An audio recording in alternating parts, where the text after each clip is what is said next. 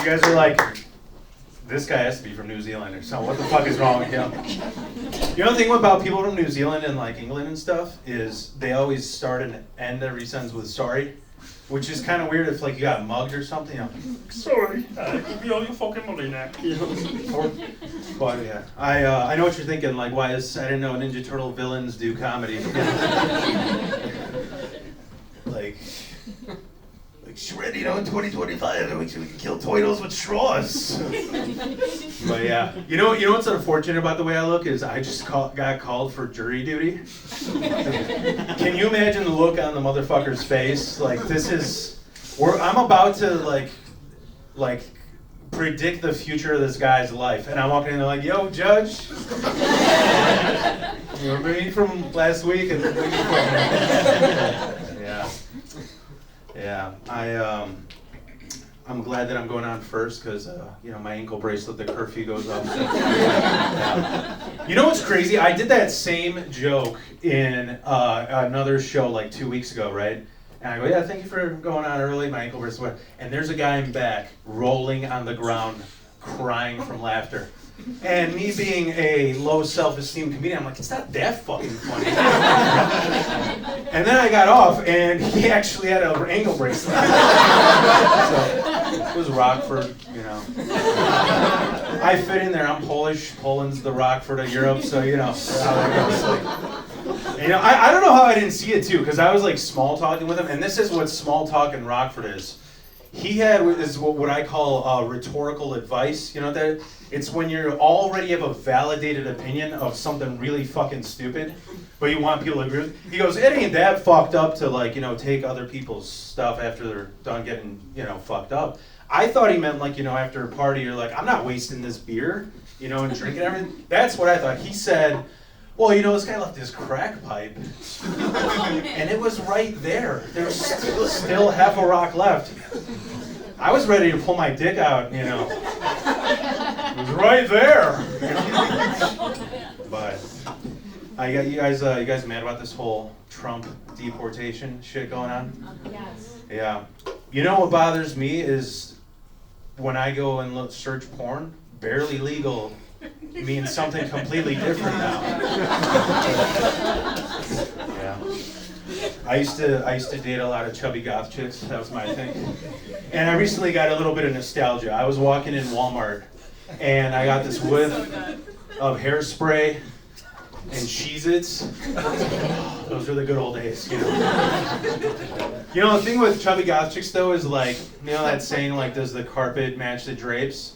Their carpet and drapes matches their carpet and drapes. It's like cigarettes and cat hair. Yeah. That same girl, she was one of those people that's like, if you had to choose, what is your spirit animal? I thought I already was an animal. So, and then she goes, but if you had a gun to your head, and I'm like, oh, I can speak on this because I had this experience, I'm like, I guess it's something that dies under your porch, because that's the same way you guys react when I get on stage. You're like, what is that, and where's it from? Where'd it come from? Is it alive still? I can explain, guys. This looked a lot cooler on Temu. Just saying. All right. When you get those ads, the 2-piece ramen noodle, the 2-piece Cheetos, 2-piece Spam, you're like, what kind of douchebag would wear that? This fucking I actually got, look at this shit, because I used to go by Wild Phil. I got a custom ski mask. So I just do the rest of the set in this. I am here to steal TikTok again. But yeah, dude, Temu, like, here's the thing. I had a lot of people, I don't give a fuck about politics, but I had a lot of, like, liberal friends like, that's made by Chinese slaves. I'm like, and they do a good job. Like, you see that sewing pattern? That's like a 3-year-old violinist skill, But I promised, I was like, I gotta have good karma, so the only way I'm gonna buy shit off Temu is through class action lawsuit money. Because I cash in on that stuff, When they're like, did you own a Samsung 11 from 2017? 9 of them. I was a drug dealer, They're like, did you buy a foot long from Subway and it was really 11 inches? Bro, I'm a white dude, so I focus on my inches. You know what I mean? My wife wants a lawsuit on the foot long that I promised her. You know? And then the last one, it's like, were you molested at Camp Lejeune? More of a gangbang. Check. Yeah. I get judged by the way I look a lot, you know. There's so many funny ones. Oh man, like my friend, he goes, you look like that dude that spikes women's drinks with laxative because you're into diarrhea. And that kind of pisses me. I wish I would have known that earlier after all these years of looking up squirters, you know? But, yeah. I just got over RSV. You guys know what that is?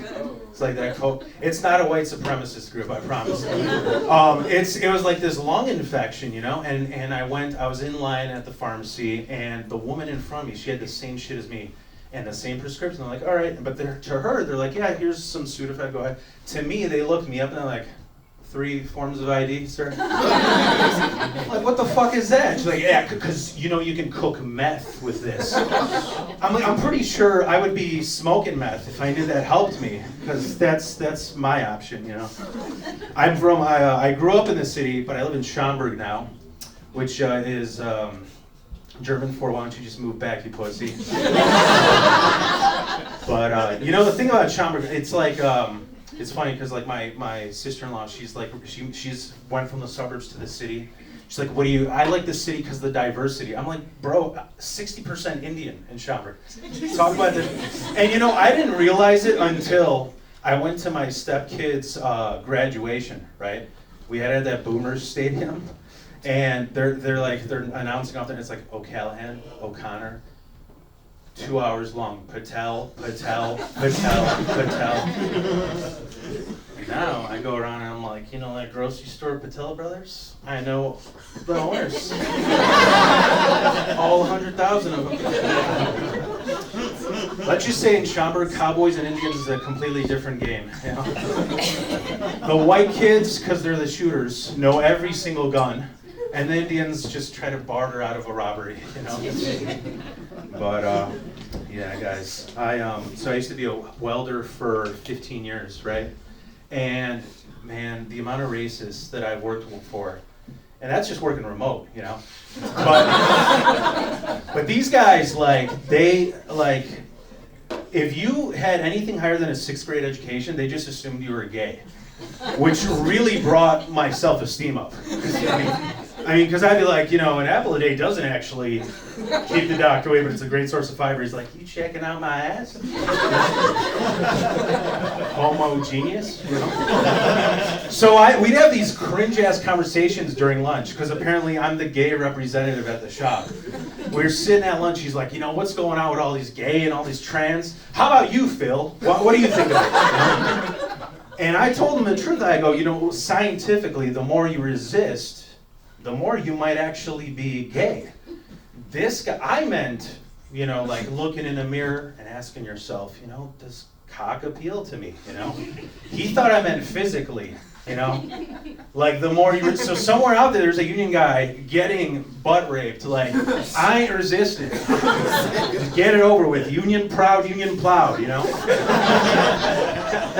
So I tried to look deep in myself, not with like a hamster and a headlamp and a condom, but you know, I'm like, does cock appeal to me? I was like, no, not really, you know? And then like, all right, but what if it's like throbbing and veiny, you know? Still not my thing. And I'm like, all right, what if it's covered with that garlic Red Lobster butter sauce? I'm coming out, guys. You know, I don't know how much time I have left. 2 minutes. 2 minutes. All right. I'll do some new shit. Is that cool? Yeah. So I was sick for a month, right? And my wife was like, you know, you gotta, Phil, just spoil yourself, relax, you know, eat some junk food. And then she got really, like, I got pretty relaxed in 3 days. She got really concerned when she realized all of the Netflix history was like 4 Nazi documentaries in a row. I'm like, I can explain, you know. So I found out that I have 3 Holocaust survivors in my family, being Polish, you know. survivor's kind of a strong word. I think it's pretty offensive. I mean, I've been in an enclosed space with Jews. They can be pretty annoying, but I'm just saying, more like Holocaust tolerator, all right? But, the thing was like, here's the craziest story. Like, so growing up, my mom, when I was in 3rd grade, we went to Poland and we went to the concentration camp museum. It's like, some people get Disneyland, some people get Universal Studios, I get a death camp. Explains a lot, So what's crazy is I looked at my old photo albums recently, and here's what's crazy. I'm so Polish. Like, in America, people say smile or cheese. My mom just used to go, kamera, And I knew that this dumb Polak meant smile, And because I thought that, I look at my photo album, there's like 7 pages of me in front of ovens, in front of, just in 3rd grade, Yeah, so I think I'm gonna end it there, guys. All right, thank you guys.